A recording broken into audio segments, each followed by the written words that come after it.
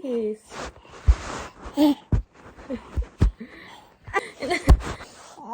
Oh, ayun. Oh, ayun na. Ayun na. Oh, shush. Kita mo sarili mo. Ay po.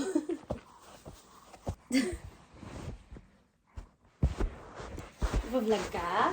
Mag-vlog ka daw? Mag-vlog tayo. Ano po. So, ito sa mga example na, ayan, kapag ka isa kang ina, isa itong full-time job, gagawin mo yun, hindi dahil binabayaran ka, kundi gagawin mo to kasi mahal mo yung anak mo. Wala pong bayad ang pagiging nanay. Kaya nung naging nanay ako, mas na-appreciate ko yung mama ko kasi nakita ko talaga lahat ng sacrifices na ginawa niya para sa amin. Simula bata pa kami hanggang sa paglaki. Kahit hanggang ngayon kung nandito lang si mama, I know na magiging mama pa rin siya. Kahit may baby na yung anak niya. Siguro sa mga susunod kong vlog, ipapakita ko kung ano yung itsura. What's a day of being a full-time mom. Pero ngayon, ito lang muna yung mapapakita ko. A glimpse of a full-time mom. Kasi in reality, ang hirap i-film lahat ng nangyayari the whole day. I love you. So, si Sean, may mga moments din siya. Talagang, he's at an age now na ayaw niya nang magpaiwan. He's okay kapag ka nandito ako. But every time lalabas ako para mag-CR, hindi pong kailangan ko siyang iwan. Kasi hindi mo naman talaga masasama lagi yung anak mo. Iiyak siya, as in iiyak siya. And sometimes, pinapabayaan ko lang talaga siya umiyak kasi it's not harmful naman for a baby to cry. Pero hindi ko rin masyadong pinapatagal. Mabalik din ako agad. Ngayon, kakatapos ko lang magluto at kumain. Hindi pa nga ako nakapaghugas ng pinggan. So, I tried to spend as much time with Sean and hoping na makapag-nap siya para may magawa ako today. Today, I wanna talk about sino yung nagmamanage ng finances namin ni Scott. I think it's a really important topic to discuss, lalo na sa mga mag-asawa, kasi it's a very common thing na pinag-aawayan ng mga mag-asawa, yung finances. And to tell you honestly, I know na maraming nag-e-expect na dahil nasa ibang bansa ako, marami akong pera, or binibigyan ako ng asawa ko ng allowance. But truth to be told, we're actually struggling financially. And hindi nahahalata ng ibang mga tao yun. Kasi I try to, just not to worry about it and be chill about things. Pero ayun, talagang kapag isa lang yung income mo dito sa Australia, mahirap mag-survive. Ang mahal ng bilihin, ang mahal ng rent, ang mahal ng gas, ang mahal ng food. Everything is expensive. Kaya talaga masasabi ko na kapag isa lang yung income mo dito sa Australia, ang hirap mag-survive. And at the moment, simula nung nabuntis ako, actually simula nung dumating ako, talagang one income lang kami nabubuhay ni Scott. And last year was a bit different kasi nag-work pa siya noon sa roof. Pero nung nanganak ako, he decided to stay at home now with us, work from home with us. And there are definitely things na hindi ko makwento kasi it's just too much pero hindi sapat. In short, hindi sapat yung kinikita ni Scott para sa aming lahat. We're surviving. So yun yung financial status namin at the moment. We're surviving. We're trying to survive.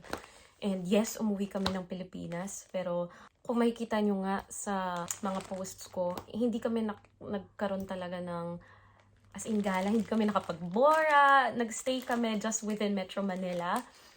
Ang pinaka-pinunta namin talaga sa Pilipinas is yung kasal ng kuya ko. No? As you all know, kinasal ako dito sa Australia last year for the second time with Scott kasi kinasal kami during COVID, but it was an online wedding and it's another story. Pero kinasal kami last year ulit dito sa Australia and my family wasn't here. Scott's entire family and friends came, pero wala kahit isa sa side ko. So, it was a way for me to also reunite with my family kasi simula nung dumating ako sa Australia, hindi ko pa ulit sila nakikita. And pinush namin na umuwi ng Philippines kahit na talagang tight kami sa budget. And kung makikita ninyo, we're staying at my parents' house. Nagba-budget kami as much as possible. Ayun, talagang tipid rin pag uwi namin sa Pilipinas, no? Kasi nga, it's a way na rin for my family to meet Sean kasi hindi pa nila na-meet si Sean. And yung side ni Scott, na-meetan nila si Sean. But my side of the family, they haven't met my son. Kaya, pinursu namin na umuwi ng Pilipinas kahit na kapos kami sa budget. So, pag uwi namin dito, ang dami talagang bills. Lumobo yung bills namin and it was really hard. Kahit nung nasa Pinas kami, Scott was working online, trying to get on top of things. Pero, ay nga, as I said, hindi ganun kadali. So, to answer the question, sining nagmamanage ng finances namin? Nung, ganito muna, nung kinasal kasi kami ni Scott, since he is the breadwinner, I let him manage the finances, no? Hindi kami yung tipo ng mag-asawa na ako yung humahawak and nagbabudget. Kasi before I got married, I was a breadwinner of our family. So I know how taxing it is for someone to budget everything. Alam ko yung feeling na mabudgetin mo for the bills, for the food, for everything. So, nung dumating ako dito sa Australia, syempre ginagawa na ni Scott yun before pa ako nandito. And since siya naman yung kumikita, I don't really mind. I'm not a wife who keep on asking for my husband. So yeah, si Scott ang nagmamanage ng finances namin and that's something that just works for us. And the reason why I allow him to do that is because he's very transparent, okay? I have an access to his bank account. I know kung saan napupunta yung pera. I know kung saan niya nagagastos yung pera. Yung kapalit naman nun, hindi na ako nag-iisip kung magkano yung bayarin and everything because he takes care of that side of things. So kung may kailangan ako sa bahay, like ito yung kailangan nating budget for the food or kailangan ni siya ng ganito, ganyan, yun yung sinasabi ko sa kanya. Pinoprovide naman niya yun as much as he can. So I couldn't ask for more. Yung needs namin, basic needs namin, na provide naman. But, to tell you honestly, I don't have an allowance. Simula nung nandito ako sa Australia, medyo talagang nandun yung desire ko to help my family in the Philippines. Kung meron naman, sinusubukan namin. Pero, sa totoo lang, wala akong monthly na pledge or wala akong monthly na sustento sa family ko. Kaya nga, maraming nagme-message sa akin na nagsusolicit, hindi ako makapag-reply. Kasi it breaks my heart to not help people because I really want to help people. But I realize that I can't give something that I don't have. So, wala. Paano ako makaka-help kung ni sarili ko nga hindi ko matulungan? Sabi ko sa husband ko, I'll pursue content creation kasi in the long run, kung talagang magiging masipag ka rin naman sa content creation, hopefully, makapag-monetize yung channel ko or makapag-monetize yung Facebook ko. And sana makatulong. Ginawa ko tong video na to kasi gusto ko lang na i-clear na yung pag-iisip ng mga tao sa akin na dahil nasa Australia ako marami akong pera. To tell you the truth, mas kaya ko pang kumita sa Pilipinas kaysa dito. Kasi dito, I'm a full-time mom and kung iiwan ko yung anak ko, it's just not worth it, you know? Like, we still need to pay for daycare or childcare para may mag-alaga kay Sean. So, kung mag-work man ako, yung sahod ko, sobra pa sa kalahati doon mapupunta sa childcare. So, it's just not worth it and I'll miss a lot of time for my child. In saying that, again, yung kita rin ng husband ko talagang hindi enough to cover all our expenses. So, at the moment, we're barely surviving. Alam ko kasi marami yung hype on social media na ganito kalaki yung kita kapag nasa Australia ka. And, well, I'm not saying that it's not true, pero you have to remember na kapag kinonvert mo siya sa peso, ang laki niya pakinggan. Pero kung dito mo siya gagastusin, sakto lang din siya pambayad ng bills mo and pambayad ng ganito, ganyan, pambili ng ganito, ganyan. Kasi everything here is expensive. So, kung may mga kamag-anak kayo na nasa abroad, sana intindihin nyo sila kapag kasi sinabi nilang wala silang budget. Kasi, it's true. It's true na kapag sinabi ng mga kamag-anak nyo na wala silang budget, wala talaga silang budget. They're not joking. Yung mentality kasi ng mga Pilipino na kapag nasa abroad ka, ang yaman mo na kasi nga kino-convert nila na, uy, ganito yung kita niya. So, ganito na siya pag peso. Pero, nakakalimutan nila na yung kita na yun, ginagastos rin dito sa bansa na yun or sa bansa kung nasaan sila.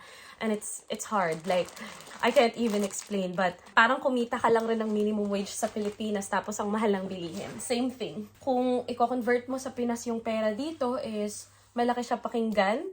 Pero, kung dito mo siya gagastusin, I'm telling you, it's not enough. I'm hoping na sa pagiging content creator ko and pag-vlog ko, in the long run, makatulong to sa akin and sa family ko financially. But that's not the reason why I wanna do vlogging. The reason is, this is my passion. I wanna share my daily life to you guys. And a lot of people were also requesting many years ago pa, especially before COVID, kasi I was always traveling.